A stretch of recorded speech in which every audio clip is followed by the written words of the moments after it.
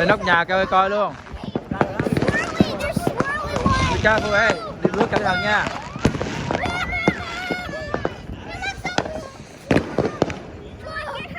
Go, hop the help.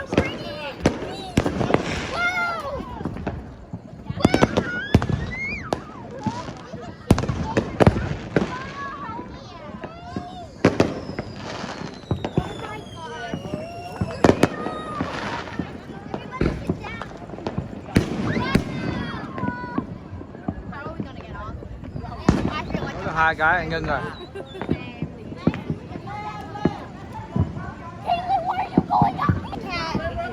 Oh, the cat's kìa.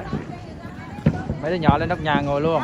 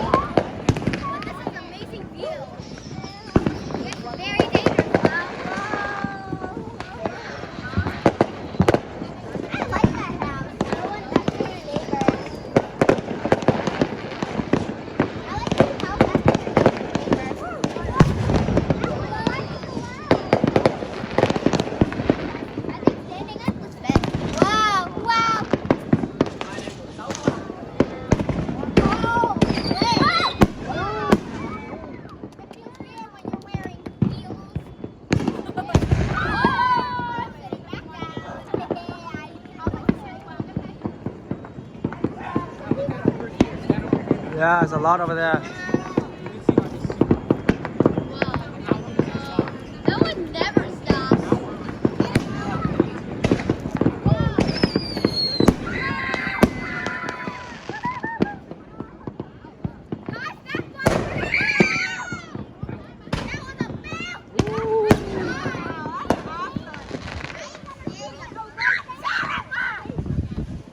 Cẩn thận. Bò lên chân.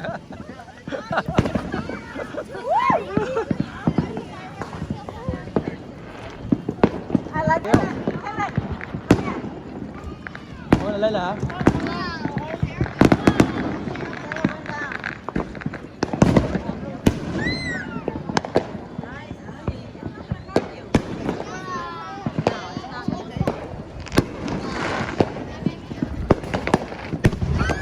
Sắp hàng đó trên này.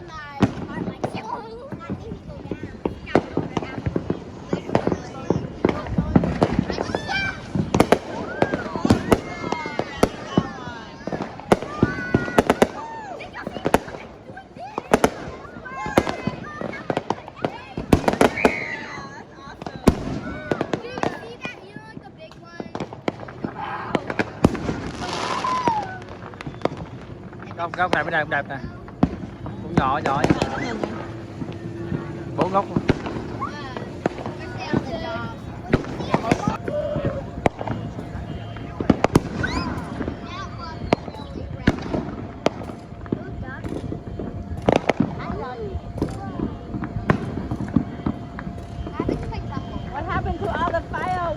Bên này này, bên này có nè. Đi.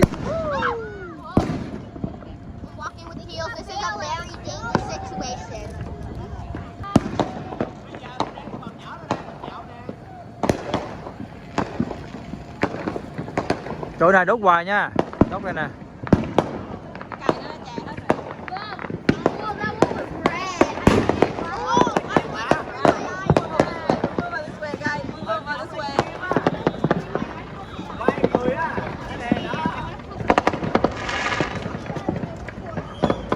Rồi bên này này.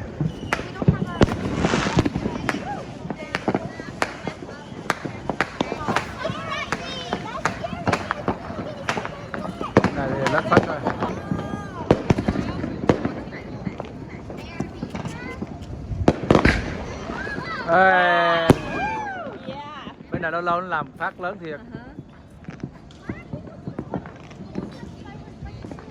Có nhà đó họ ăn một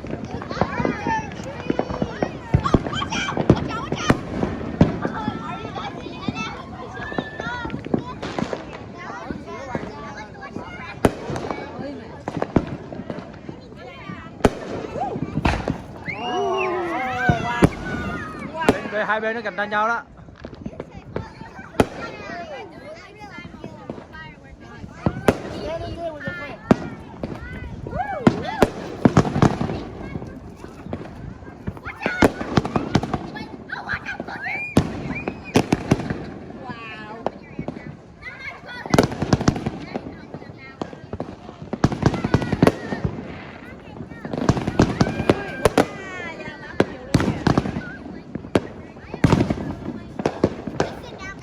everywhere.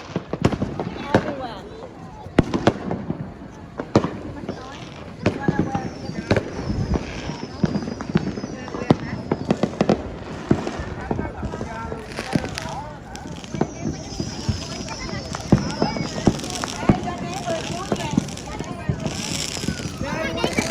Oh yeah.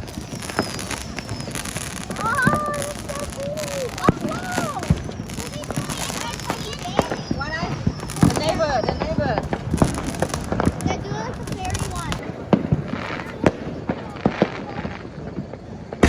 Wow. Yeah. Phóng ngay luôn. Mình ngay gần cũng đỡ rồi.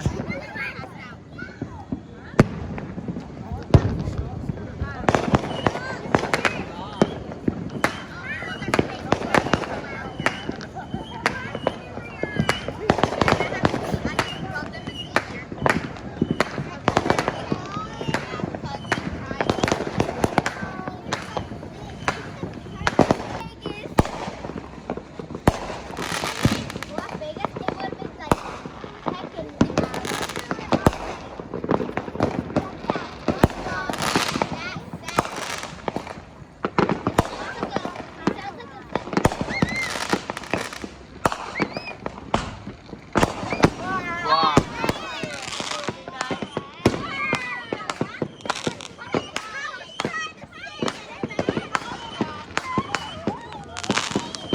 Đây là còn đốt mà.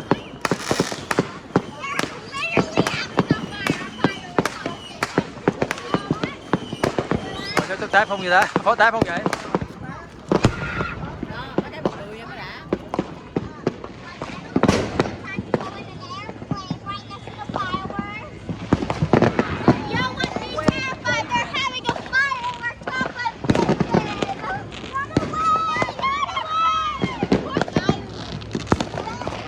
Nhà dưới kia.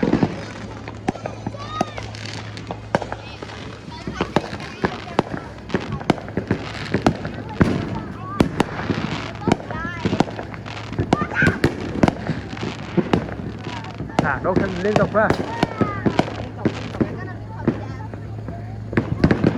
Thay viên mấy góc nữa. Thì có cái cây mà cái đốt mình liên tục. Bây giờ chỗ đây nè, đốt hoài nè.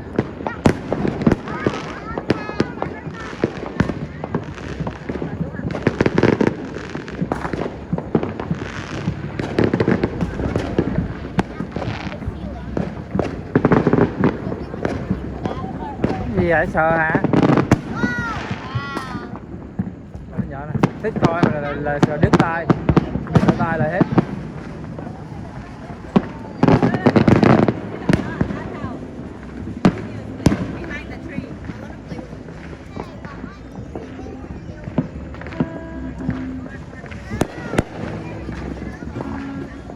Wow, here.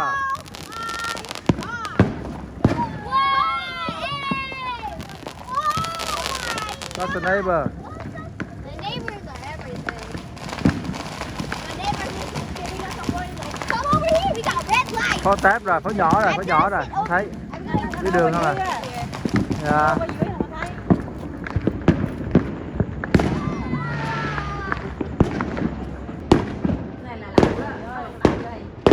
Hàng xóm đốt 5 năm cá. Rồi hết thấy được. Còn sáng quá mà sao lại được. Đủ loại ha. Mấy loại màu nó đẹp hơn loại trắng. Thành phố Montana cho đốt nên mọi người đốt đã. Ở đây có 3 chỗ coi là 1, 2 bữa này. Lên thang đi lên thang em ơi. Lên thang đi.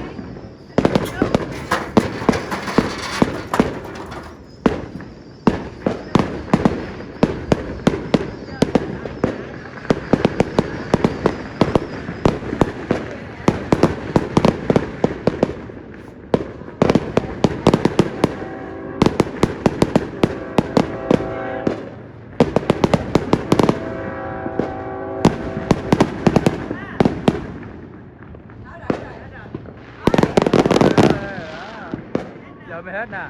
Không, nó còn nhiều lắm làm gì hết. Đó. Cái này là có nhiều lắm á.